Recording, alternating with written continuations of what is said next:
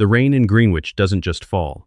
It descends like a heavy, gray curtain, soaking the history out of the stone and turning the manicured lawns of the Episcopal Cemetery into a shallow, muddy marsh. I stood there, 72 years of life weighing on my bones, watching the cherrywood casket of my wife, Evelyn, being lowered into the earth. There was no crowd, no line of mourners, no sobbing friends or distant cousins. It was just me, a shivering young chaplain who hadn't known her middle name, and the rhythmic, wet thud of the machinery. 48 years. That's how long we had been a we. From the tiny apartment in Queens where we shared a single desk to build the foundation of Montgomery Steel, to this 5-acre estate that now felt like a mausoleum. My hand, gnarled by time but still steady, reached into my coat pocket and pulled out my phone. It was a reflex, a desperate hope that maybe, just maybe, the traffic had been bad, or a flight had been delayed. But there were no missed calls. "No, I'm on my way," Dad texts. What I saw instead was a notification from a social media app. My thumb moved with a mind of its own. There was Portia, my 36-year-old daughter, the one Evelyn had spent 3 days in labor with. She wasn't in black. She was in a white silk bikini on a catamaran off the coast of St. Bart's, a glass of vintage rosé held high. The caption read, "Celebrating life and legacy. Sometimes you just have to choose joy." She had tagged a luxury sunscreen brand. The post was 2 hours old. I swiped.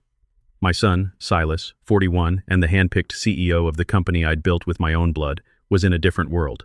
He was in a tuxedo, laughing at a charity gala in Manhattan, his arm around a woman half his age. He was holding a crystal trophy for Innovator of the Year. He looked radiant. He looked powerful. He looked like a man who hadn't remembered his mother's funeral was at 10 o'clock that morning. They had chosen the sunshine. They had chosen the applause. They had decided that their mother's final goodbye wasn't worth the brand damage of a somber day in Connecticut. I felt a coldness settle in my chest that had nothing to do with the November rain. It was a clarity, sharp and jagged as a piece of industrial scrap. They thought I was a relic. They thought Sterling Montgomery was a spent force, a grieving old man they could eventually move into a high-end retirement community while they liquidated the empire. They had no idea that the man standing at this grave wasn't the man they thought they knew. What happened the next morning would be the start of a war they weren't prepared to fight. The doorbell rang at exactly 10 a.m. I was in my study, the heavy mahogany doors closed, watching the security feed. They arrived in Silas's obsidian black SUV, looking like they were stepping off a movie set. Neither of them wore morning clothes. Silas was in a tailored charcoal suit, the power suit, and Portia was in a designer trench coat with oversized sunglasses perched on her head like a crown. I met them in the foyer.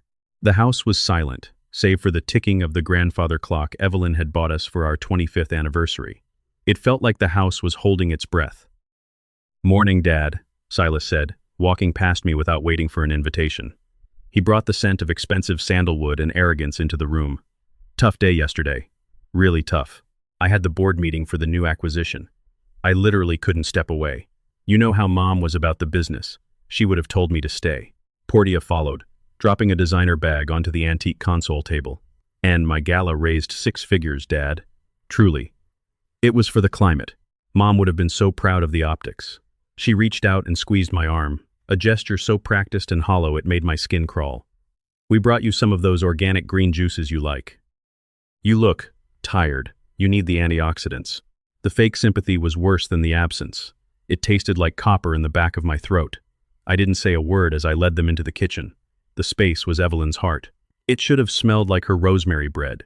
Instead, it felt sterile and cold. I sat at the head of the table. Silas sat opposite me, clearing his throat and checking his watch. He didn't see the man who had taught him how to read a balance sheet. He saw an obstacle.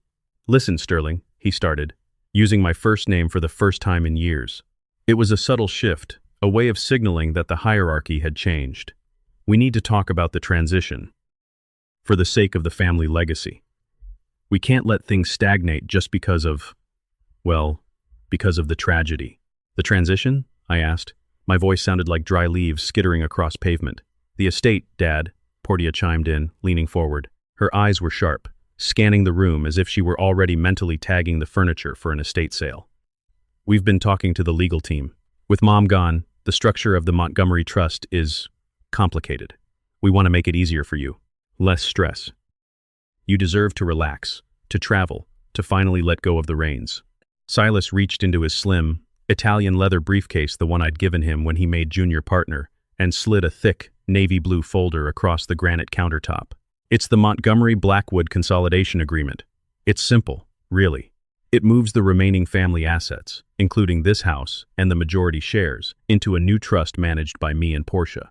It ensures everything stays in the family and protects you from any liability, given your age and the emotional toll this has taken. I looked at the folder. At the top, in embossed gold lettering, it read, "For the protection of Sterling Montgomery." Liability? I repeated. You think I'm a liability, Silas? I think you're grieving, Silas said, his voice dropping into a rehearsed, soothing tone. And when people grieve, they make mistakes. Financial mistakes. We just want to firewall your future. You sign this, and we take over the heavy lifting. You keep your allowance, you keep the house for as long as you want to stay, and we handle the messy stuff. The taxes. The corporate voting. The litigation. Portia put her hand over mine. Her nails were a perfect, icy nude. We're doing this because we love you, Dad. We don't want to see the Montgomery name dragged down because you're too tired to fight the wolves at the door. I looked at them both. Silas was tapping a heavy gold pen against the table, a nervous habit he'd had since he was 10. Portia was already back on her phone, her thumb flying across the screen. They didn't see me as a person. They saw me as a vault they were trying to crack. The company, I said, my eyes settling on Silas. You said the company was healthy. Why the need for a consolidation? Why the rush? Silas's jaw tightened. The market is volatile, Sterling. We need liquidity for the expansion in South Carolina. This move opens up credit lines we can't access while the assets are tied up in your personal name. It's just business. Modern business. I knew that look. It was the look of a man who was over-leveraged. I had seen it 1,000 times in boardroom battles. My son wasn't just greedy, he was desperate. And my daughter wasn't just vain. She was a vulture, waiting for the carcass to stop moving. I pushed the folder back toward the center of the table. I'm not signing this today. The shift in the room was instantaneous. The fake warmth evaporated, replaced by a sharp, electric tension. Silas's eyes turned cold, the power CEO mask slipping to reveal the petulant child underneath. You have to sign it, Dad, he said, his voice losing its soothing edge. We've already cleared it with the senior partners. They agree that a change in leadership is the only way forward. You're holding us back. I said no, I replied, standing up. I felt every year of my age, but I also felt a surge of adrenaline that made my heart hammer against my ribs. I need to review this with my own people. I want you both to leave. Your own people? Portia scoffed, standing up with him. You mean Thatcher? He's 80 years old, Dad. He's as out of touch as you are. Don't be difficult. We're trying to help you. Out, I said, pointing toward the door. Silas grabbed the folder, his knuckles white. You're making a huge mistake, old man. You think you can still play the king? The kingdom moved on while you were sitting by a hospital bed. We'll be back.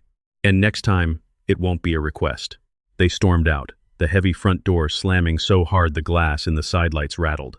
I stood in the foyer, watching their SUV tear down the long, gravel driveway, kicking up stones like shrapnel. I went back to my study and locked the door. My hands were shaking, but not from fear. I walked over to the portrait of Evelyn that hung above the fireplace. She looked so young in the painting, so full of the fire that had helped us build everything from nothing. They came for the blood, Evie, I whispered to the empty room. They didn't even wait for the dirt to settle. I sat at my desk and pulled out a small, leather-bound address book. I didn't call the company lawyer. I didn't call the bank. I dialed a number I hadn't used in 15 years, a number for a man who specialized in the kind of problems that didn't exist on a balance sheet. It rang 3 times. Vain, a gravelly voice answered. It's Sterling Montgomery, I said. I need a clean sweep. I need to know every lie, every debt, and every secret my children have been hiding for the last 5 years. And I need it by yesterday. The kids? Vain asked. There was a pause, a hint of surprise in his voice. That's a deep rabbit hole, Sterling. You sure you want to go down there? They brought a pen to my wife's grave, Vain, I said, my voice turning to steel. Now I'm bringing the shovel. The house didn't just feel empty. It felt haunted by the people who were still alive. After Silas and Portia stormed out, leaving the air heavy with threats, I spent the evening walking through the rooms of our Greenwich estate. Every corner held a ghost. In the solarium, I could almost see Evelyn sitting in her favorite wicker chair, her lap covered in blueprints for the new hospital wing we were funding. In the library, I saw the ghost of a younger Silas, whom I had spent hundreds of Saturdays teaching the intricacies of metallurgy and supply chain management. I had thought I was building a legacy for my children. I realize now I was just sharpening the knives they would eventually twist into my back. It's funny how grief works. It doesn't just make you sad. It makes you hyper-aware of the moments you chose to ignore. I sat in my darkened study, the only light coming from the embers in the fireplace, and forced myself to remember the last 8 months. Evelyn's battle with stage 4 pancreatic cancer hadn't been a quiet affair. It was a brutal, agonizing war. And while she was losing her hair, her weight, and eventually her voice, I had been losing my perspective. I remembered a Tuesday in August. The heat was stifling, even with the industrial-grade AC. Evelyn was drifting in and out of a morphine-induced haze. I had gone to the kitchen to fetch her some ice chips when I heard Silas's voice in the hallway. He wasn't talking to his mother. He was on the phone, his voice a sharp, hushed hiss. "I don't care about the quarterly projections, Jax," he'd said. Jax.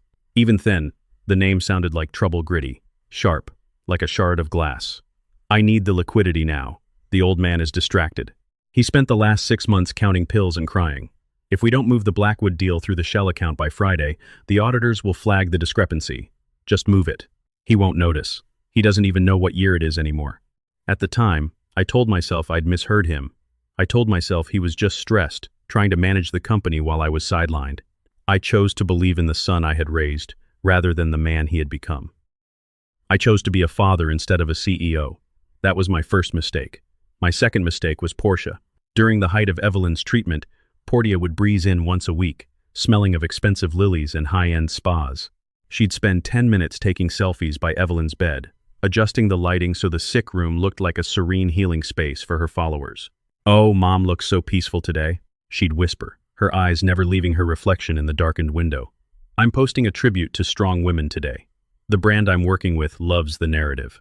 It's so authentic." I had wanted to scream. I had wanted to throw her phone into the Long Island Sound. But Evelyn would reach out a thin, trembling hand and pat Portia's arm, a tired smile on her face. "Let her be, Sterling."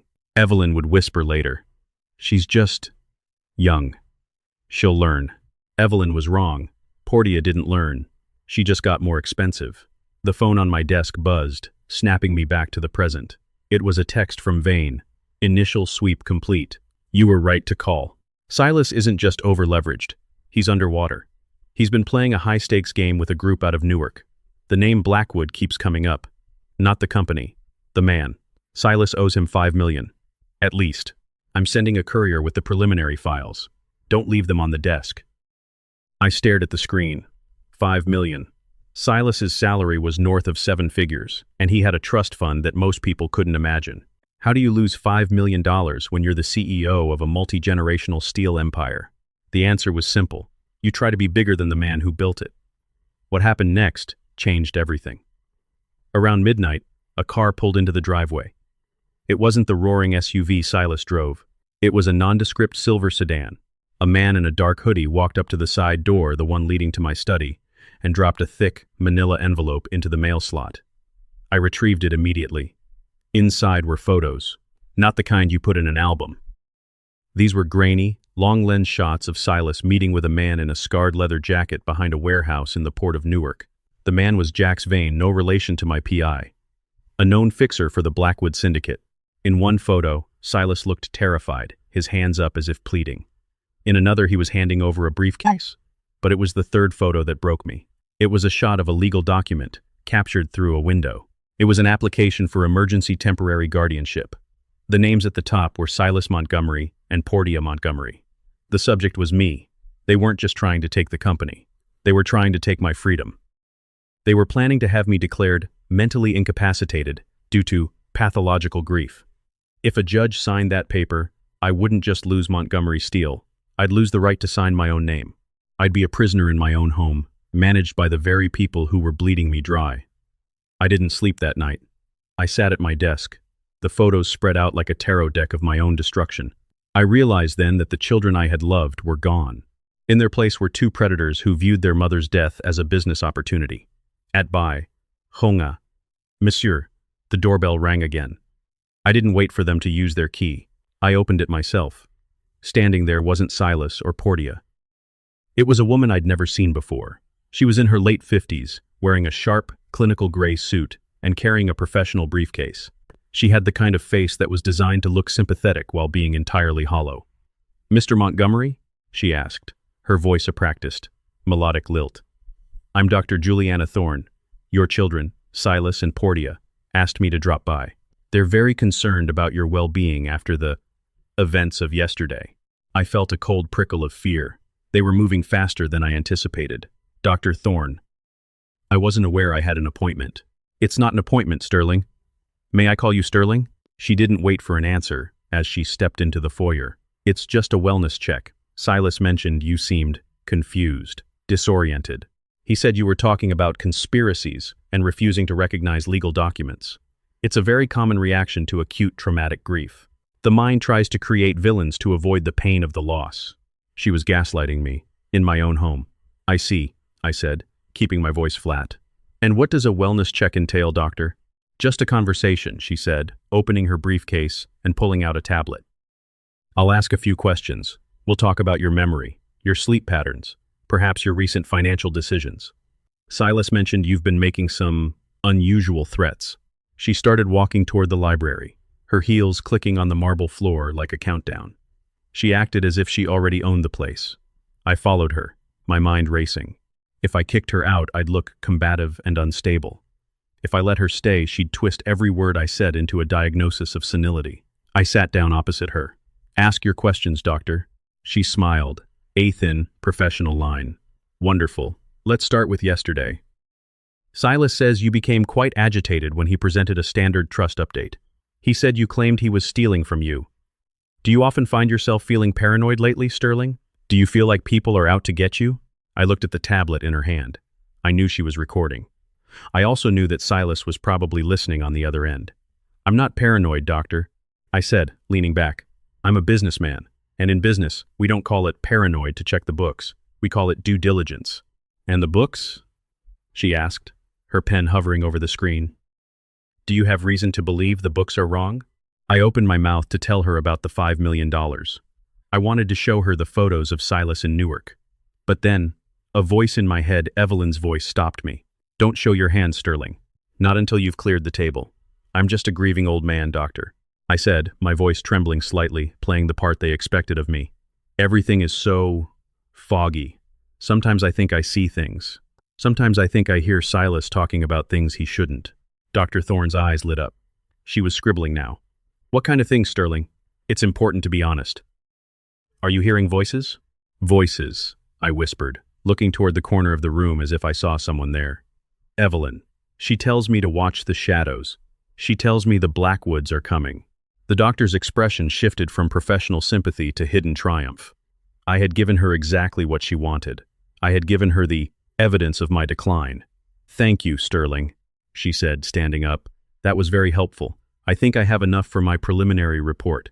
I'll speak with Silas and Portia about the next steps. Perhaps a more intensive observation period is necessary." She left quickly, her footsteps hurried. She couldn't wait to tell them she'd cracked me. The moment the door closed, my trembling stopped. My eyes cleared. I went back to my desk and picked up the phone. "Vane," I said when he answered. "The doctor just left. She's going to file a report saying I'm hallucinating. Silas and Portia will have their guardianship hearing within 48 hours. You want me to stop it?" Vane asked. "No," I said, a cold smile touching my lips. "I want you to accelerate it. I want that hearing to happen, and I want it to be public. But before that, I need you to find me a woman named Sarah Miller." "The waitress?" Vane asked. "The one from the diner near the factory?" "The one Silas thinks he paid to go away 10 years ago," I said. "It's time for a family reunion." I hung up the phone. I didn't know it yet, but the trap I was laying wasn't just for Silas and Portia. It was for the entire legacy of Montgomery Steel. What happened next changed everything, because I was no longer trying to save my company. I was preparing to burn it to the ground with them inside. The hardest part about being betrayed by your own blood isn't the act itself. It's the realization that you provided the weapon. As I sat in the darkness of my study, listening to the muffled sounds of Silas and Portia arguing in the dining room about which of Evelyn's paintings would fetch the most at auction, I realized I hadn't just raised children. I had cultivated parasites. They thought I was upstairs, lost in a fog of dementia and grief, safely tucked away while Dr. Thorne's report made its way to a judge. But I was leaning against the heavy oak door, a glass of neat bourbon in my hand, listening to the death knell of my family. The Rothko in the foyer has to go first. Portia's voice drifted through the vents, sharp and cold as a winter wind. It's too masculine for my new place in Tribeca. Besides, the market for 60s abstracts is peaking. We'd be idiots to wait. We aren't selling anything until the hearing is over, Portia, Silas snapped. I could hear the clink of a decanter, my grandfather's crystal. If the court sees us liquidating assets before the ink is dry on the guardianship papers, it looks like a cash grab. We have to be surgical. We have to look like we're preserving the estate for the old man's benefit.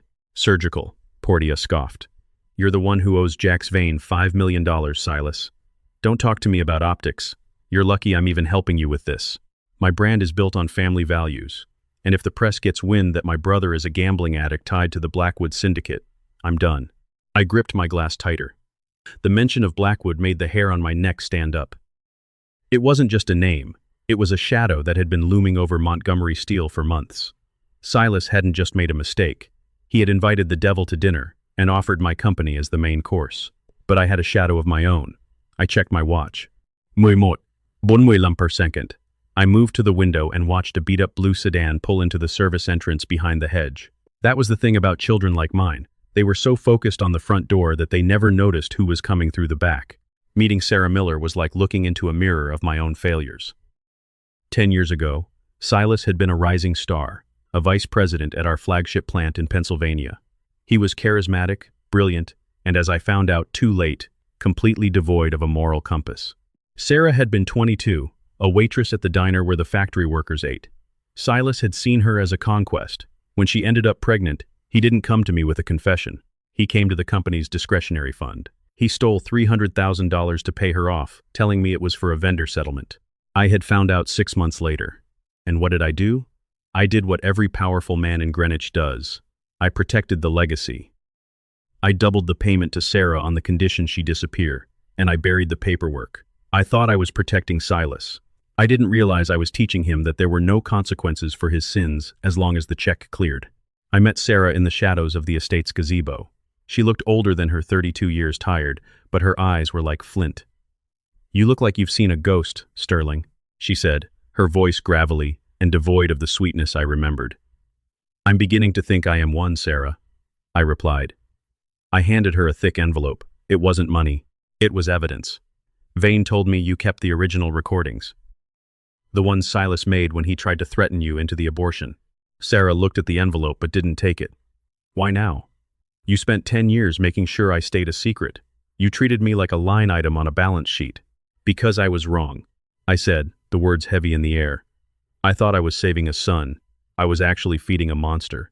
Now that monster is coming for me, and he's using the same tactics he used on you. I need the truth, Sarah. For the hearing. She finally took the envelope, her fingers brushing mine. He's a Montgomery, Sterling. He thinks the world is his playground. But he forgot one thing. My son has his eyes. And he asks about his father every single day. I felt a pang of shame so deep it made my chest ache. I had a grandson I had never met, hidden away in a small town while Silas played Innovator of the Year. I'll make it right, I promised. Not for Silas, for the boy. Make it hurt first, Sarah said, turning back toward the shadows. That's the only language Silas understands. The next 48 hours were a masterclass in psychological warfare. Silas and Portia moved into the guest wings, acting like they were already the masters of the house.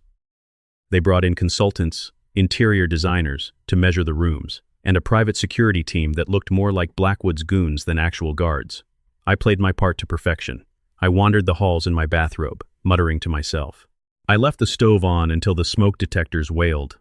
I called Portia Evelyn and asked her why she was wearing such a revealing dress for the church social. Every time I did it, I saw the look of triumph on Silas's face. He was recording it all. He was building his case, block by shameful block. He's completely gone, Portia. I heard him whisper in the hallway. Thorne's report is ironclad. By Friday, the judge will sign the order. We'll move him to the Rosecliff facility over the weekend. It's top tier, very discreet. He'll have a view of the ocean, and we'll have the keys to the vault. And the company? Portia asked. I've already got a buyer lined up for the steel division, Silas said, his voice dropping an octave. Jack says the Blackwood Group will pay 20% over market if we close by the first of the month. We'll be liquid, Portia. More money than we ever dreamed of. They weren't just taking my freedom. They were selling my life's work to the very people who had been trying to sabotage us for decades. The Blackwood Group didn't want to run a steel mill. They wanted the land and the shipping routes for their own illicit interests. But there was one thing Silas didn't know. The Blackwood deal he was so proud of was a trap I had set years ago. I had spent decades building Montgomery Steel, and I knew every crack in the foundation. I knew that the land the main plant sat on was technically owned by a separate holding company, one that Evelyn had managed. On the morning of the hearing, the house was a hive of activity. Silas was in the study, finalize his victory speech for the board. Portia was in the kitchen, arguing with the caterer about the post-hearing luncheon she was throwing for her friends. I was in the basement, in the hidden safe behind the vintage wine cellar. I opened the heavy steel door. Inside wasn't gold or cash. It was a single leather-bound ledger. It was Evelyn's private accounts. She hadn't just been a hostess and a philanthropist. She had been the silent architect of our fortune. She had seen the rot in Silas long before I had. I opened the ledger to the final page. There, in her elegant, flowing script, was a note dated just 2 weeks before she died. Sterling, if you are reading this, the children have finally shown their true faces. I hope I am wrong, but I fear Silas's greed has finally eclipsed his common sense. Do not let them destroy what we built. The Blackwood deal is the key. Remember the South Carolina title. It was never part of the corporate assets. It belongs to the ghost. I felt a tear slip down my cheek. She had known. She had left me a map to the landmines she'd buried under our own feet. The door to the wine cellar creaked open. I froze, shoving the ledger under my coat. Dad? It was Silas. He stood in the doorway, his silhouette framed by the harsh light of the hallway. He looked down at me, a cold, mocking smile on his face. What are you doing down here, Sterling? Looking for a bottle to drown your sorrows? It's a bit early for that, isn't it? The car for the courthouse will be here in 20 minutes. I stood up, leaning on my cane, letting my hand tremble just enough. I was just looking for the Tamuy High Bordeaux, Silas. Your mother wanted it for the anniversary. Silas walked toward me, his expensive shoes clicking on the stone floor. He reached out and adjusted my tie, a gesture that felt like a noose tightening. Mom is gone, Dad, and soon, so will your authority. Don't worry. I'll make sure you have the best wine at Rosecliff. It's a very comfortable place for people who live in the past. He turned to leave, but then he stopped. Oh, and by the way, I found your little private investigator friend, Vane. He's currently explaining himself to some associates of mine in Newark. I don't think he'll be making it to the hearing. My heart plummeted. If Vane was gone, Sarah Miller was unprotected. And if Sarah was gone, I had no witness for the decade-old scandal. You shouldn't have fought us, Dad, Silas said, looking back over his shoulder. We're the future. You're just the history. He walked out, locking the cellar door behind him. I was trapped in the dark, surrounded by the finest wines money could buy, while my son drove to a courthouse to steal my soul. But as I sat there, the weight of Evelyn's ledger against my chest, I remembered one thing Silas had forgotten. I didn't just build this house. I built the secret passages, too. I reached behind a rack of dusty cabinet and found the hidden latch. As the stone wall began to slide open, I pulled out my phone. I didn't call the police. I didn't call a lawyer. I called the one person Silas feared more than me. Jax, I said when the voice answered. This is Sterling Montgomery. I think it's time we discussed my son's debt, and I think you're going to find my offer much more permanent. What happened next changed everything, because the war wasn't just staying in the family anymore. I was about to invite the wolves into the house to settle the score. The secret passage was a narrow, claustrophobic artery of brick and dust, built during the Prohibition era and forgotten by everyone but Evelyn and me. I crawled through the dark, the scent of damp earth and old coal filling my lungs, while my knees screamed in protest. Every inch I moved was a reminder that I was 72, but every heartbeat was a reminder of why I was still alive. Silas had locked me in the cellar, thinking he'd silenced the past. He didn't realize that in this house, the past had its own exits. I emerged into the old carriage house, nearly half a mile from the main estate, shivering as the bite of the November air hit my sweat-soaked shirt. My car was there, a restored Mtngin Chintrum Sao Metarm Shelby Mustang, a beast of a machine that Silas always called embarrassingly loud. I didn't care about the noise now. I needed the thunder. As I sped toward the city, the skyline of Manhattan looming like a jagged wall of glass and steel, I dialed Jax again. This wasn't the PI Vane. This was Jax Vane, the fixer, the collector, the man who held my son's life in a ledger of debt. I'm 10 minutes away from the pier, Sterling. Jax's voice came through the speakers, low and vibrating with a dangerous curiosity. You're lucky I picked up. Silas told me you were in a medical facility already. He said the checks would start clearing the moment the judge signed the papers. Silas is a liar. Jax, I said, gripping the steering wheel until my knuckles turned white. He's giving you a company that's hollowed out. He's been hosing the accounts for years. If you take Montgomery Steel under his management, you aren't getting a windfall. You're getting a federal investigation and a mountain of toxic debt. And you? Jax asked. What are you offering? I'm offering you the land, I said, the South Carolina acreage. It's held by a private entity that Silas doesn't even know exists. It's clean. It's worth twice what he owes you, and I'll sign it over to you today. But I need something first. I need the names of everyone Silas has been paying off in the local judiciary. There was a long, heavy silence.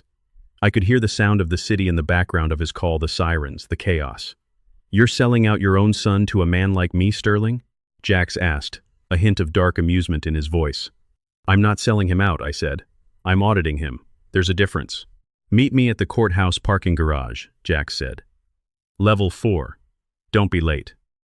The judge in room Borntram-Lair High doesn't like to be kept waiting, and Silas has already paid for the first hour of his time. The Westchester County Courthouse felt like a cathedral of cold marble and bad news. I slipped through the side entrance, my coat buttoned high to hide the dust from the tunnel. I looked exactly like what Silas wanted the world to see. A disheveled, confused old man. I played the part, letting my shoulders slump, letting my eyes wander as if I were looking for a ghost. I reached level 4 of the garage just as a black town car pulled into a corner spot. The window rolled down, revealing Jax. He looked younger than I expected, sharp features, eyes that had seen too much, and a scar that ran from his temple to his jawline. He handed me a slim, digital recorder. Everything you need is on there, Jax said. Conversations between Silas and Judge Harrison's clerk. The payment schedules. Even the hush money for that doctor, Thorne. Silas was thorough. I'll give him that. He didn't just want you gone. He wanted you erased. Why help me, Jax? I asked, taking the recorder. You could have just waited for Silas to pay you. Jax leaned back, a plume of cigarette smoke escaping his lips. Because Silas is a rat, Sterling. He's the kind of man who'd sell his own father to buy a week of safety. Men like that don't last in my world. They eventually flip on everyone. I'd rather deal with a lion like you than a snake like him. Besides, I like the Mustang. I nodded, turning to head toward the elevators. One more thing. Sterling? Jax called out. Vane, your PI. He's alive. My boys found him in a basement in Newark. Silas didn't have the stomach to kill him, so he just had him tucked away. I'm sending him to the courthouse now. He has the girl. Sarah Miller. The final piece of the puzzle. Room Borntram-Lair High was small, private, and smelled of lemon polish and lies.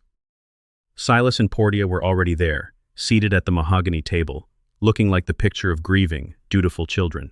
Silas was in a midnight blue suit, leaning over to whisper something into the ear of a man I recognized as the court-appointed mediator. Portia was dabbing at her eyes with a lace handkerchief, her phone tucked away for once. When I pushed the heavy doors open, the room went silent. Silas turned, his face going from a smug mask of victory to a pale, twitching mess of shock. He stood up so quickly his chair scraped harshly against the floor. Dad? He stammered. How? How did you get here? You were. I thought you were resting. I had a second wind. Silas, I said, my voice sounding frail, playing the old man to the hilt. I shuffled toward the front of the room, leaning heavily on my cane. I couldn't miss such an important family meeting. Portia dear, you look lovely. Is that a new coat? Portia looked at Silas, her eyes wide with panic. Dad, you should be in bed. The doctor said the stress would be too much for your heart.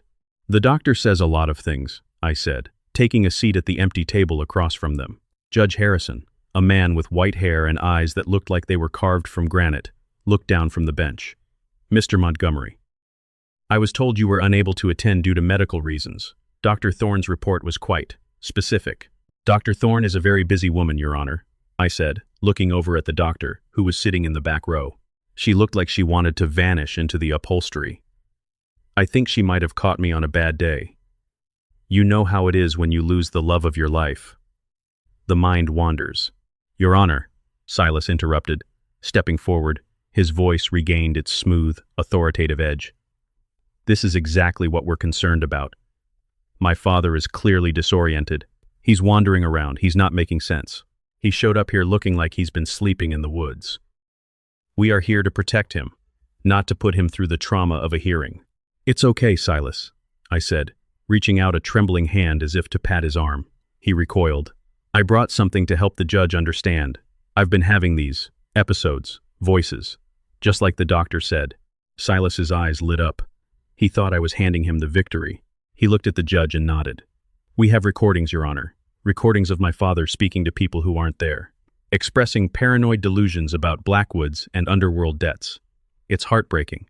Let's hear them, the judge said. Silas pulled out his phone, connecting it to the room's audio system with a triumphant flourish. He played the tape from the study. My voice filled the room, sounding hollow and broken. They're coming for the house, Evie. I can hear them in the walls. Silas is working with the shadows. The Blackwoods. They have the ledgers. We have to hide the steel, Evie. We have to hide it all. The room was silent as the recording ended. Portia let out a soft, theatrical sob. Silas looked at the judge with a face of pure, practiced sorrow. As you can see, Your Honor, he's living in a fantasy world. He's obsessed with these imaginary threats. Paranoia, Dr. Thorne chimed in from the back. A classic symptom of late-stage cognitive decline accelerated by trauma. I looked down at the table, my shoulders shaking. Silas thought I was crying. He leaned in, his voice a low, cruel whisper. It's over, Sterling. Just sign the papers, and I'll make sure the facility is nice. Don't make this any more embarrassing than it already is. I looked up. I wasn't crying. I was smiling. You're right, Silas, I said, my voice suddenly as clear and cold as a mountain stream. The tremble in my hand vanished. I stood up straight, the slouched, broken old man disappearing in a heartbeat. Paranoia is a terrible thing, especially when the threats aren't imaginary. I reached into my pocket and pulled out the digital recorder Jax had given me. Your Honor, I said, my voice projecting with the power that had commanded boardrooms for 40 years. I'd like to play a recording of my own. It isn't a ghost talking. It's a transaction. I hit play. The room was filled not with my voice, but with Silas's. Harrison's clerk is taking the $50,000, Jax. The hearing is a formality. Thorne is already drafting the dementia report. By Friday, I'll have the power of attorney, and the South Carolina land will be yours to clear the debt. The old man won't know what hit him until he wakes up in a locked ward. Silas's face went from pale to a ghastly, translucent white. He reached for the recorder, but the court bailiff was already stepping between us. What is this? Judge Harrison barked, his face reddening. Is that your voice, Mr. Montgomery? It's a deepfake, Silas screamed, his voice cracking. He's faking it. He's trying to frame me. I don't think so, Silas, I said. Because I also have the bank records of the $50,000 transfer to the clerk's sister-in-law. And I have the testimony of a woman who has been waiting 10 years to tell her story. The doors at the back of the room opened. Vane, looking battered but upright, walked in. Beside him was Sarah Miller.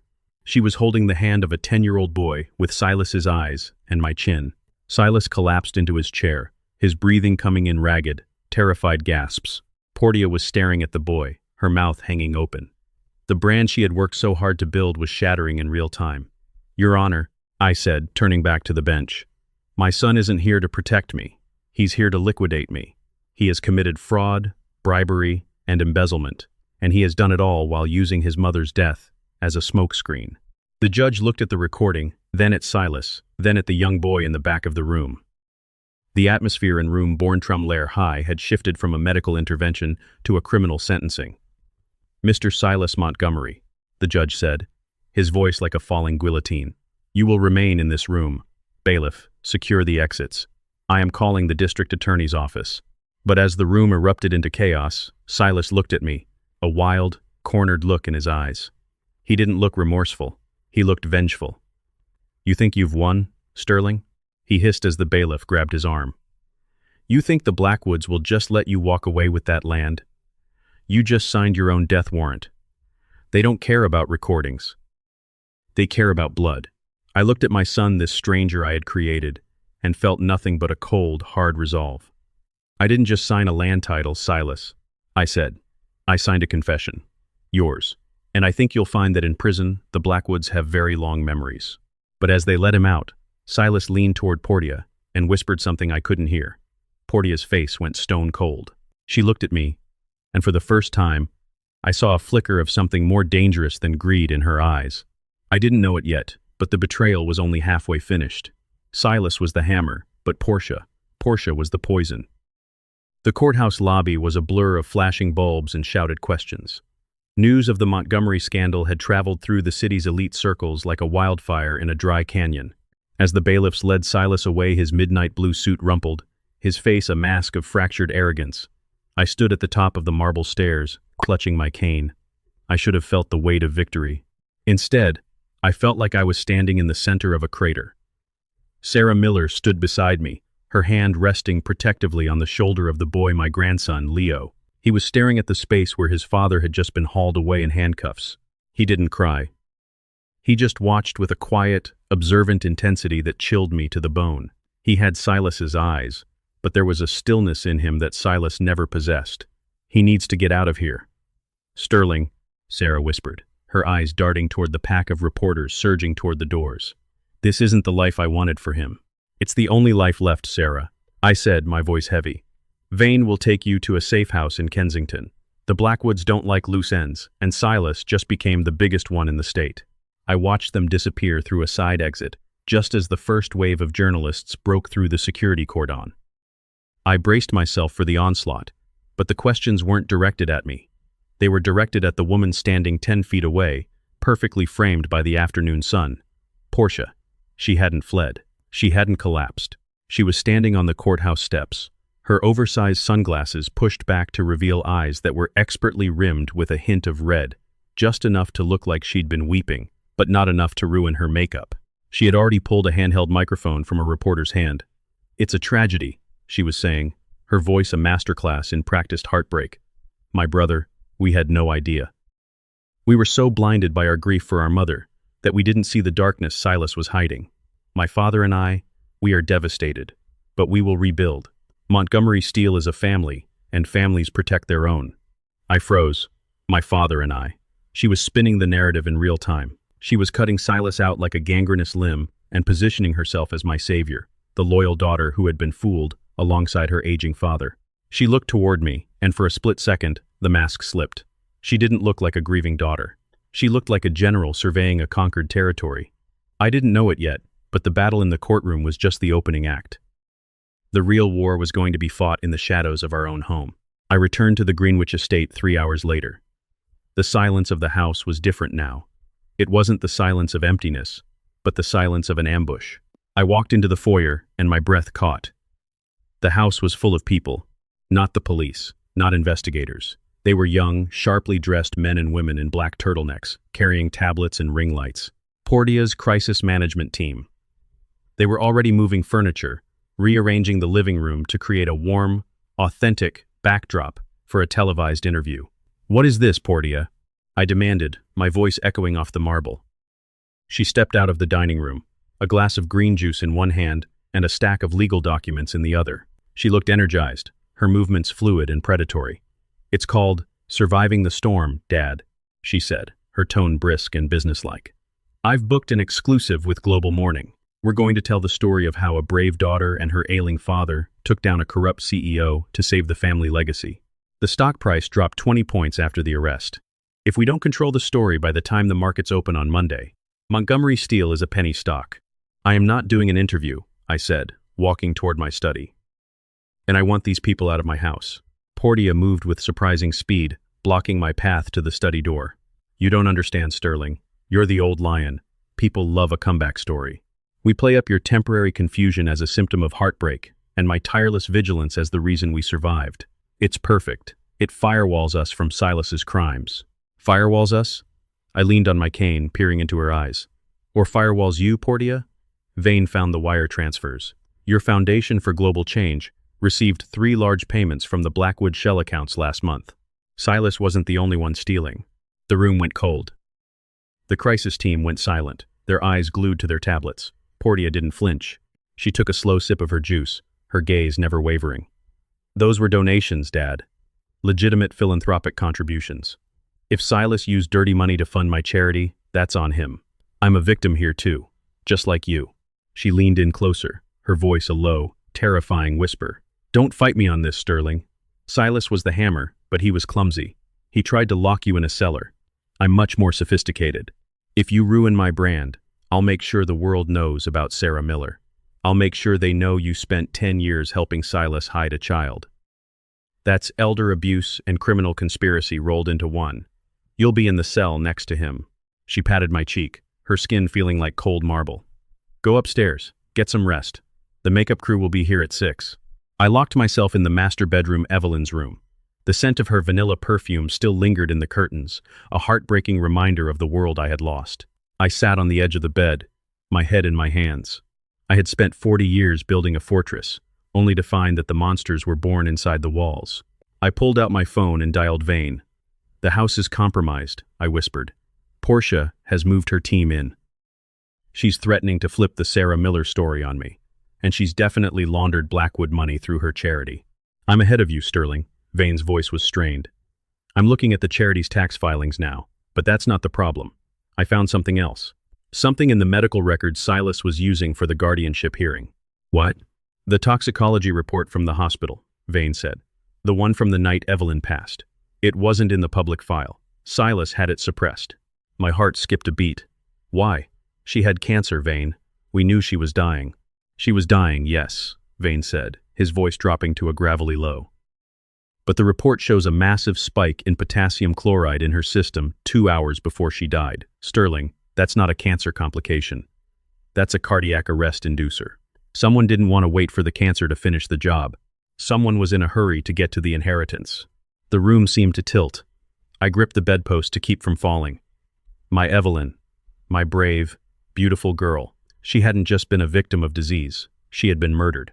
Who was in the room, Vane? I asked, my voice a ghost of itself. The hospice nurse was on a break, Vane replied. The security logs show only one person entered the suite during that 20-minute window. Silas? I asked, though I already felt the answer in my gut. No, Vane said. Silas was at the office, screaming at the CFO. It was Portia. She told the nurse she wanted some private time to say goodbye. I dropped the phone. It clattered onto the hardwood floor, but I didn't reach for it. I couldn't move. I looked at the photo of Evelyn on the nightstand, her smiling at the beach, the wind catching her hair. Portia had killed her. The realization hit me like a physical blow. Silas was a thief and a bully, but he was a coward. He wanted the money, but he didn't have the stomach for blood. Portia was different. She was a psychopath wrapped in silk and brand identity. She had watched her mother suffer for months, and when the end wasn't coming fast enough for her lifestyle, she had reached out and snuffed the light herself. And now, she was downstairs, drinking green juice and planning a television interview. What happened next changed everything. The grief that had been a heavy, suffocating weight for weeks suddenly transformed. It didn't burn, it froze. It became a sharp, crystalline focus. I stood up, my joints no longer aching, my vision clearing. I wasn't an old man anymore. I was a predator. I picked up the phone. Vane, I said, my voice as cold as the Atlantic. Forget the charity. Forget the fraud. I want you to find the nurse. I want the original vials. And I want Jax Vane's team to pull the internal security footage from the hospice unit's blind spots. Portia thinks she's a master of optics. I'm going to show her a reality she can't filter. Sterling, wait, Vane said. If you confront her now, she'll run. Or worse. She's not running anywhere, I said, looking at the door. She's throwing a party on Monday, and I'm going to make sure it's the most watched event in history. I walked to the door and unlocked it. I could hear the laughter from downstairs, the sound of Portia's crisis team celebrating their cleverness. I walked to the top of the stairs and looked down. Portia was standing in the foyer, pointing at a portrait of me and Evelyn. Take that down, she told one of the assistants. It's too sentimental. It makes him look weak. We need something more authoritative, something that says the Montgomery Empire is under new management. She looked up and saw me. She gave me a bright, hollow smile. Feeling better, Dad? Ready for your close-up? I've never been more ready, Portia, I said. I walked down the stairs, one slow, deliberate step at a time. I didn't look at the cameras. I didn't look at the assistants. I looked only at her. I wondered if she could see the reaper in my eyes. I wondered if she knew that the weak, confused old man had just found the one secret she couldn't spin. The interview was scheduled for Monday morning, live from the living room. But Sunday night, I found a small, hidden gift Evelyn had left me in the back of her jewelry box. It wasn't a diamond. It was a digital voice recorder, the kind she used to take notes for her charity board meetings. I hit play, expecting to hear her voice discussing hospital budgets. Instead, I heard a whisper. A terrified, gasping whisper from the night she died. "Portia, why are you holding that?" "What are you?" "Please. Not yet. I want to see Sterling one last." The recording ended with the sound of a struggle and a long, flat silence. Evelyn had known. She had recorded her own murder. I sat in the dark, the small black device in my palm. The world thought the Montgomery story was about a business scandal. They thought it was about greed. They had no idea it was a horror story. And tomorrow morning, the world was going to watch the final chapter. The morning of the interview, the air in the house was thick with the scent of lilies and hairspray, the perfume of a well-staged lie. I sat in the wingback chair in the living room, surrounded by a dozen strangers in headsets. Portia was a whirlwind of command, directing the lighting crew to soften the shadows on my face, to make me look vulnerable but dignified. She had chosen a navy-colored cardigan for me, something that screamed grandpa and harmless. "Remember, Sterling," she whispered, leaning over me while a makeup artist dabbed powder onto my forehead. "The script is simple. We were a happy family until the stress of the business and Mom's illness broke Silas. You're confused, you're heartbroken, and I'm the daughter who stepped in to save the Montgomery legacy. Stick to the talking points. If you wander, I'll take over." I looked at her through the mirror. She looked radiant in a modest, high-collared cream dress. She was the picture of grieving grace. I felt the small, cold weight of Evelyn's voice recorder in my pocket. It felt like a live coal against my thigh. "I remember, Portia," I said, my voice thin and raspy. "I remember everything." The host of Global Morning, Cynthia Vance, sat across from us.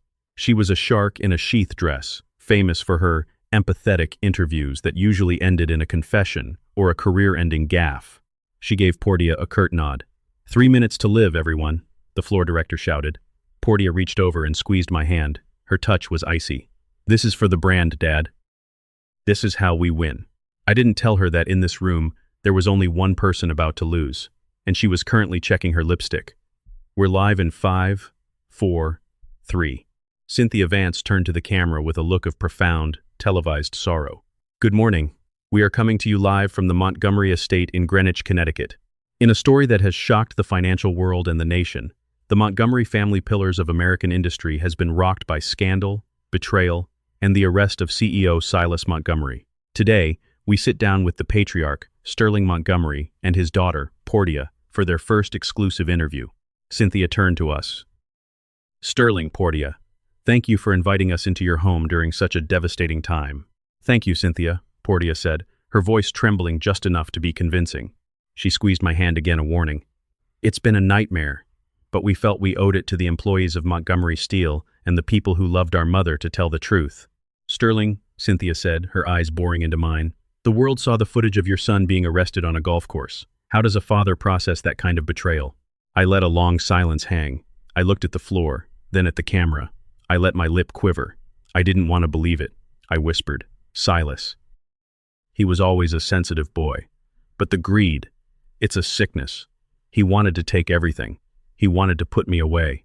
"He was sick," Cynthia, Portia cut in, smoothly pivoting the narrative.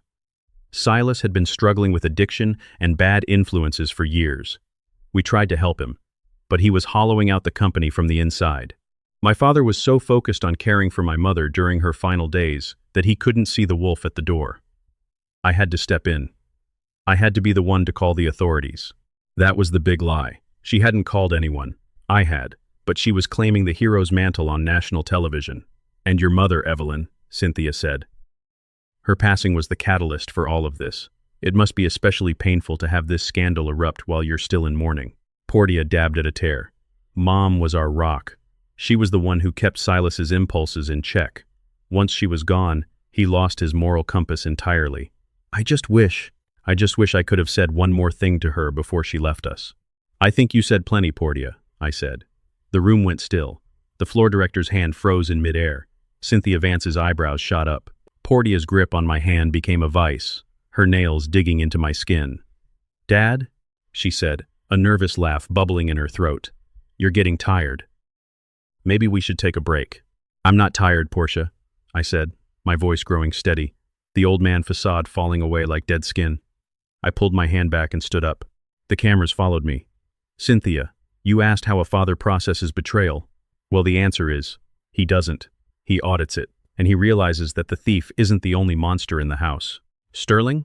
Cynthia asked, leaning forward. "What are you saying?" "I'm saying that Silas is a criminal," I said, looking directly into the lens. "But Silas was just a man who wanted money. There is something much worse sitting on this sofa.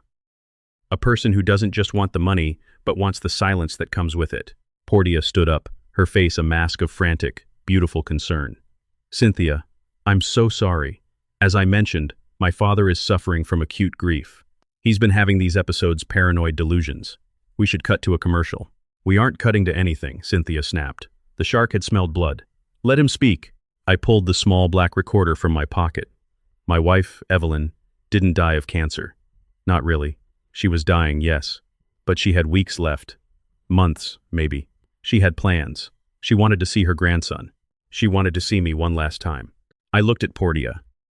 Her face had gone from cream to a sickly, translucent gray. But someone was in a hurry. I continued. Someone needed the inheritance to clear their own debts to the Blackwood Syndicate. Someone knew that if Evelyn lived another week, she would have finished the trust reorganization that would have cut them out entirely. "This is insane," Portia shouted, her voice shrill, the brand finally cracking. "He's hallucinating. Security, get him out of here." "Evelyn was a smart woman," I said, ignoring the chaos. "She knew her children better than I did. She knew that when she was at her weakest, they would come for her. So she kept her recorder on. Every night, every hour. She wanted to record the messages for the family, but she ended up recording her own end." I hit the play button. The audio system of the house, which the film crew had painstakingly wired into their broadcast, amplified the sound. It wasn't my voice. It was a rhythmic, mechanical beep, the sound of a heart monitor. Then the sound of a door opening. "Portia, why are you holding that? What are you? Please." "Not yet. I want to see Sterling one last." Then, a voice I knew as well as my own. A voice that was usually full of joy and positivity. "I'm sorry, Mom, but the brand can't wait for a slow death. Silas is already talking to the lawyers. If you don't go now, he'll find a way to keep it all. I need my share. And you're just in pain. I'm doing you a favor." The sound of a struggle, a gasping breath, and then the long, flat, terrifying tone of a heart monitor that had nothing left to track. The silence that followed in the living room was absolute. It was a silence that stretched across the country, into millions of homes. Cynthia Vance sat frozen, her mouth slightly open. The film crew had stopped moving. Portia was staring at the recorder in my hand. Her perfect face was gone. In its place was something hollow, something dark. She didn't cry. She didn't scream. She just looked at me with a cold, dead clinical curiosity. "You really should have stayed in the cellar, Sterling," she whispered. The microphone on her dress caught it. It went out over the air. "The police are already at the gate, Portia," I said. "And the hospice nurse? She's already at the station. She told them about the $50,000 you paid her to take a walk that night.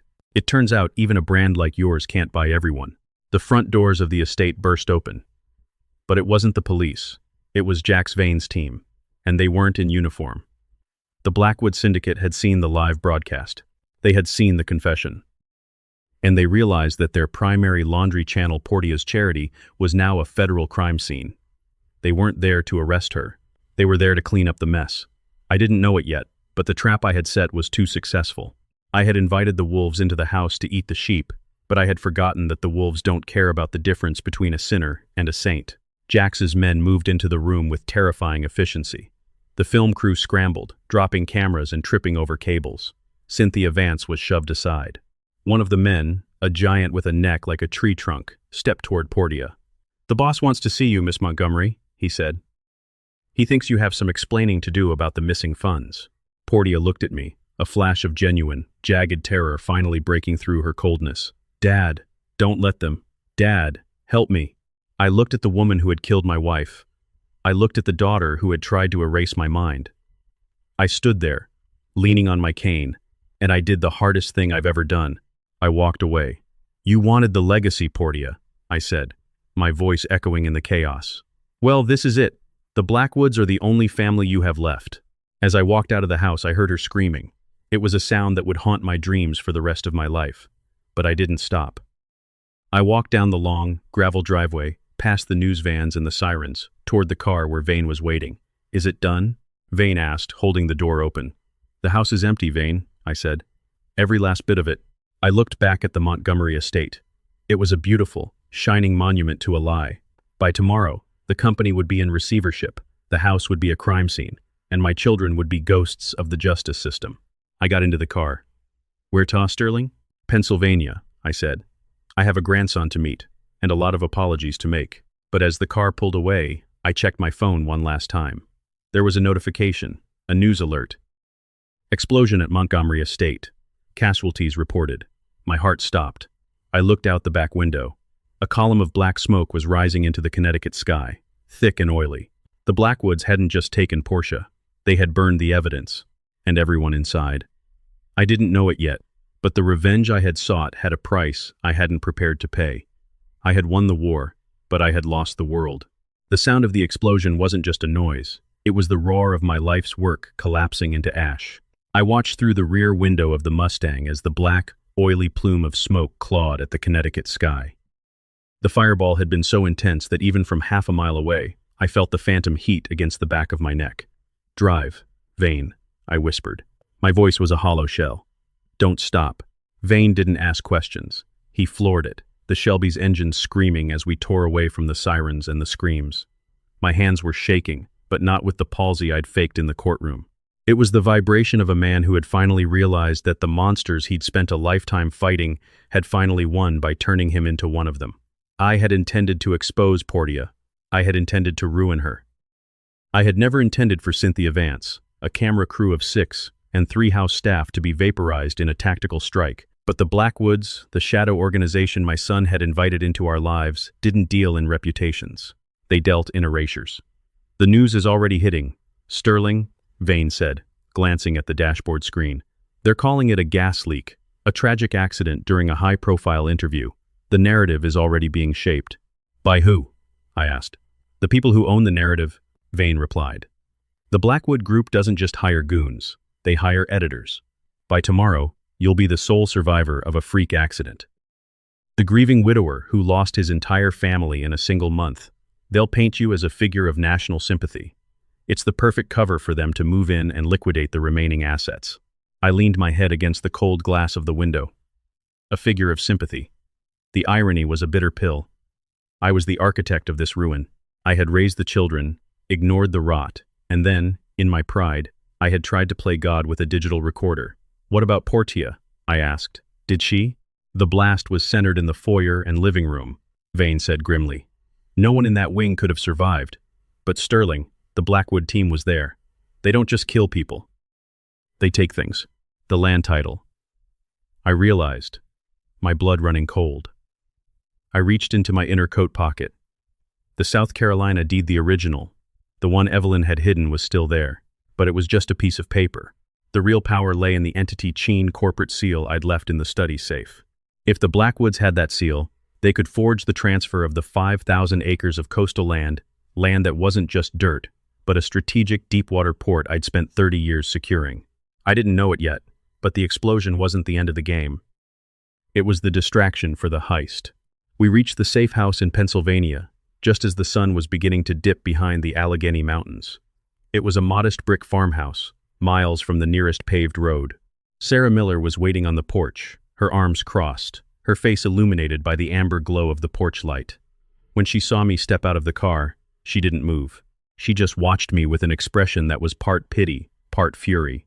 "You're all over the news, Sterling," she said as I approached. "They're saying your daughter is gone. They're saying the house is a total loss." "The house is gone, Sarah," I said, my voice cracking. "Everything is gone." Leo stepped out from behind her. He looked at me, then at the smoke-stained coat I was still wearing. He walked up to me and handed me a glass of water. He didn't say a word. He didn't have to. In his eyes, I saw the same quiet strength I'd loved in Evelyn. It was a reminder that despite the fire and the blood, there was still something left to protect. We can't stay here, I told Sarah. The Blackwoods, they won't stop until they have the South Carolina land. And now that Silas and Portia are out of the way, I'm the only obstacle left. Then give it to them, Sarah said. Take whatever money is left and disappear. Change your name. Take Leo and go to Europe. Why keep fighting for a company that's already dead? Because it's not about the company anymore, Sarah, I said, looking at the boy. It's about the truth. If I let them win, the story of Evelyn's life ends with a lie. The story of what Silas and Portia became is buried in the rubble. I won't let them be the ones who write the history. I turned to Vane. Where is Jax? He's in the city, Vane said. He's distancing himself. He knows the Blackwood higher-ups have gone rogue. They're cleaning house, and Jax is on the list. Call him, I said. Tell him I'm not signing the land over. Tell him I'm going to South Carolina, to the port. If they want the land, they can meet me there. At the Ghost Gate. The Ghost Gate was a stretch of salt marsh and decaying cypress trees where the Montgomery family had first started a small shipping business in the Motngin Cheen Trum High Muis. It was isolated, treacherous, and filled with deep water channels that only a local knew how to navigate. We drove through the night, a 3-car convoy, Vane in the lead, me and Sarah in the Mustang, and 2 of Vane's trusted associates bringing up the rear.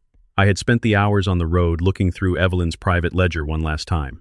I found a folded map tucked into the back cover. It wasn't a map of the land, it was a map of the syndicate. Evelyn hadn't just been a philanthropist. She had been an investigator. She had spent the last 5 years of her life tracking the money Silas was losing, and she had traced it back to a single source. It wasn't the Blackwoods. That was just a name Silas had used to sound tough. The real entity was Montgomery Vane Acquisitions. My heart stopped. Vane. I looked over at Vane, who was driving the lead car. I looked at the man who had been my loyal investigator for 15 years. The man who had found Sarah Miller. The man who had been at my side during the courtroom battle. I reached for the digital recorder in my pocket, the one from the courthouse. I hit play, but I didn't listen to the audio. I looked at the serial number on the back. It was a company-issued device from Montgomery Steel, but there was a small, engraved V on the battery casing. I didn't know it yet, but the man sitting 10 feet ahead of me hadn't been my protector. He had been the architect of the chaos since the very beginning. Everything clicked into place. Why Vane was always one step ahead. Why he had found the hospice nurse so quickly. Why he had been able to rescue himself from the basement in Newark. He wasn't working for me. He was working for the group that wanted the land.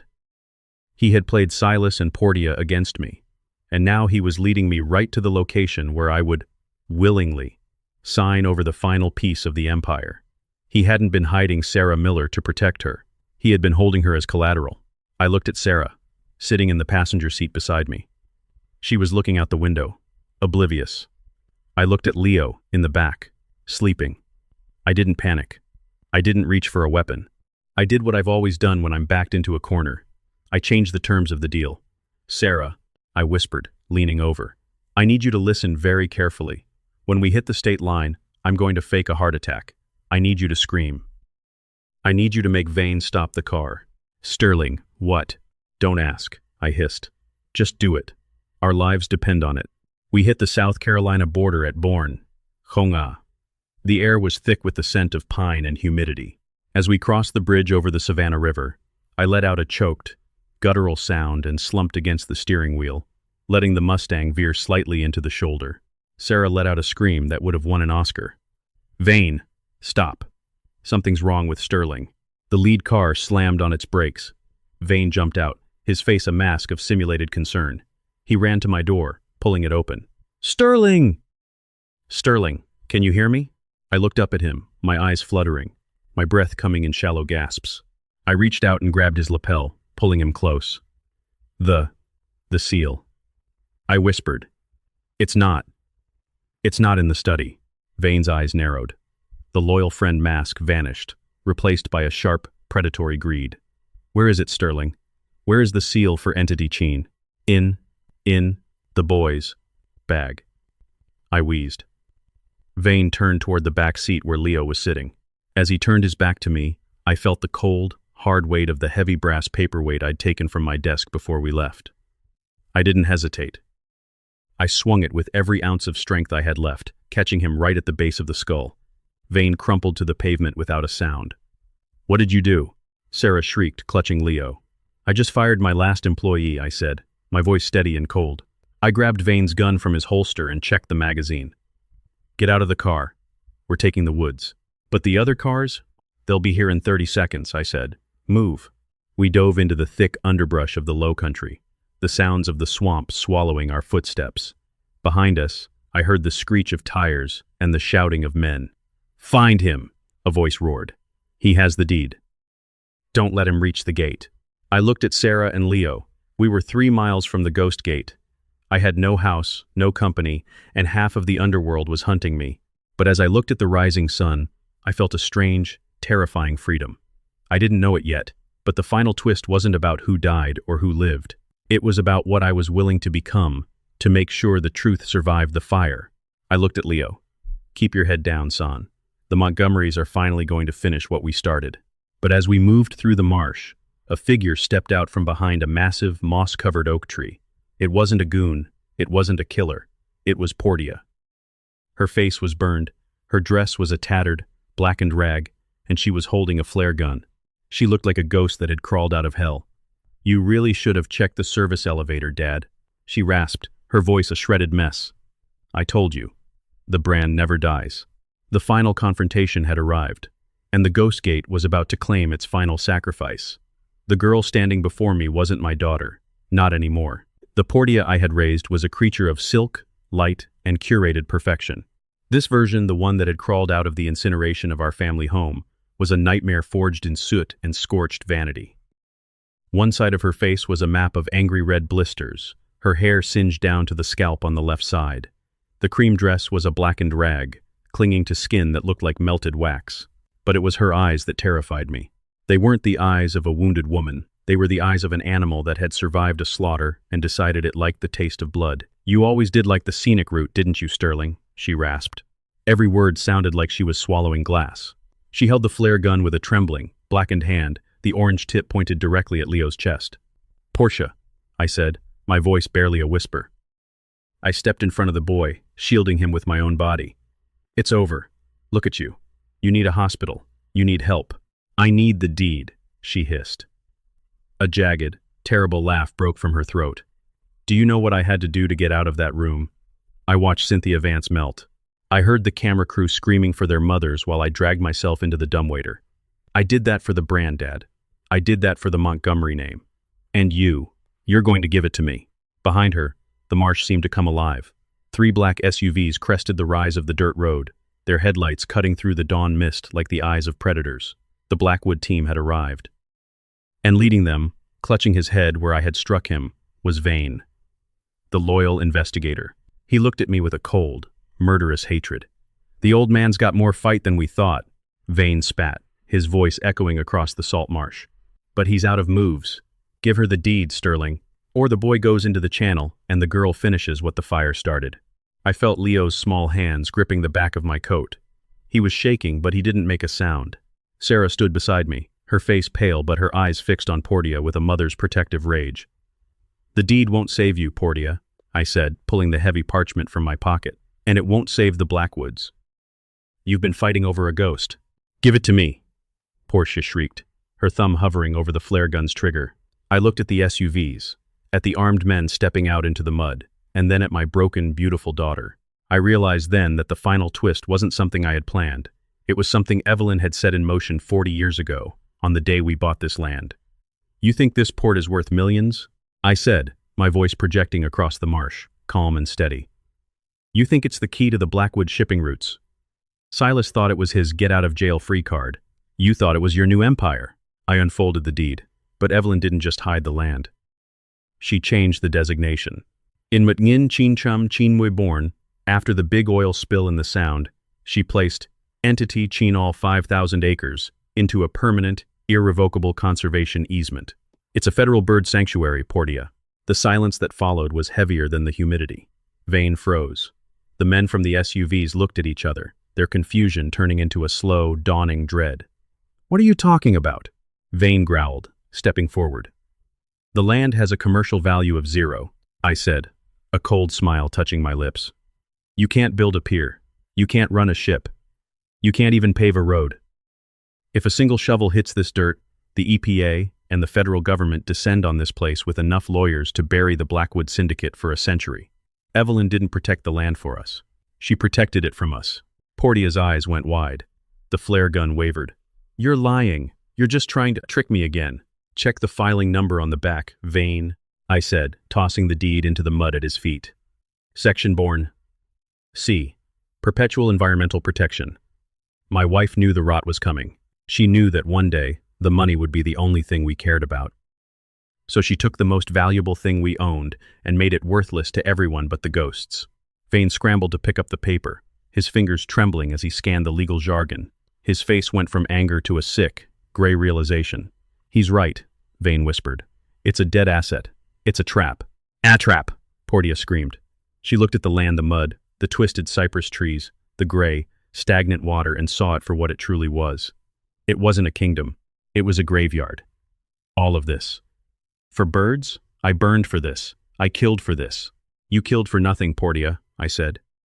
You destroyed our family for a sanctuary you'll never be allowed to enter. In that moment, the last thread of Portia's sanity snapped. She didn't point the flare gun at me. She didn't point it at Leo. She turned it toward the lead SUV, the one sitting directly on top of the old, rusted methane vent from the abandoned Mutngin Chintrum High Mise refinery that sat beneath the marsh. If I can't have the empire, she shrieked, her voice a terrifying, high-pitched wail, then no one gets out of the gate. Portia. No. I lunged forward, but it was too late. She pulled the trigger. The orange flare streaked through the air, a brilliant, screaming arc of light. It didn't hit the car. It hit the venting pipe, the rusted metal glowing for a split second before the pocket of underground gas ignited. The earth didn't just shake. It heaved. A pillar of fire erupted from the marsh, a blue-white geyser of flame that swallowed the SUVs and the men standing beside them in a heartbeat. The force of the blast threw us backward, the world turning into a roar of heat and light. I hit the mud hard, the air knocked out of my lungs. When I finally managed to look up, the ghost gate was a wall of fire. The Blackwood team, Vane, the cars, they were gone, consumed by the very earth they had tried to steal. And Portia. I saw her for one final second, standing at the edge of the inferno. She wasn't screaming anymore. She was just standing there, her arms outstretched. As the flames licked at her tattered dress, she looked back at me, and for a fleeting moment, I didn't see the monster. I saw the little girl who used to catch fireflies in the garden. She gave me a small, sad nod, and then she vanished into the white heat. I didn't know it yet, but that was the last time I would ever stand on Montgomery land. The investigation took months. The accidental gas explosion at the estate and the unexplained marsh fire in South Carolina were eventually linked by the federal authorities. The discovery of the bodies and the evidence Vane had been carrying triggered the largest RICO investigation in the history of the state. The Blackwood Syndicate was dismantled, piece by bloody piece. Silas is still in a federal penitentiary in upstate New York. He'll be 74 by the time he's eligible for parole. He doesn't take my calls, and I don't blame him. I am the man who gave him the world and then burned it down when he tried to keep it. As for me, I am no longer Sterling Montgomery, the Steel King. I am just Sterling. I live in a small, weathered cottage on the coast of Maine, far from the marble and the ghosts of Greenwich. The Montgomery Steel name was sold off to a Japanese conglomerate. The proceeds went entirely into a trust fund for Leo and the environmental charity Evelyn loved. I kept enough to buy a boat and a library of books I should have read 40 years ago. Sarah and Leo live in the town over. I see them every Sunday. We don't talk about the fire. We don't talk about the brand. We talk about Leo's grades, and the way the tide pulls at the shore, and the way the air smells before a storm. I was sitting on my porch this evening, watching the sunset bleed into the Atlantic, when Leo walked up the steps. He's 12 now, tall and observant, with a quiet wisdom that scares me sometimes. "Grandpa?" he asked, leaning against the railing. "Yes, Leo. Do you ever miss it? The house, the big office, the way everyone looked at you like you were a king." I looked at my hands, the hands that had built a fortune and lost a family. I felt the weight of the small silver locket I now wore around my neck. Inside was a picture of Evelyn and a tiny piece of scorched lace from Portia's dress. "No, Leo," I said, and for the first time in my life, I meant it with every fiber of my soul. I was a king of a kingdom made of ash. I'd rather be a man standing in the wind. The subtle moral of my story is this. We spend our lives building walls to protect what we love, never realizing that the walls are what trap the rot inside. True legacy isn't measured in the steel we forge or the gold we amass. It's measured in the truth we're willing to tell when everything else is burning.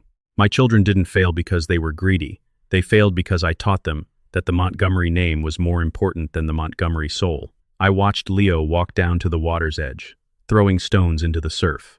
He turned back and waved, his silhouette sharp against the dying light. I didn't know it yet, but the greatest revenge I ever took wasn't against Silas or Portia. It was against the man I used to be. I survived the fire so that he didn't have to. And as the stars began to poke through the velvet blue of the main sky, I finally closed my eyes and let the silence of the ocean wash away the echoes of the ghost gate. I was finally home.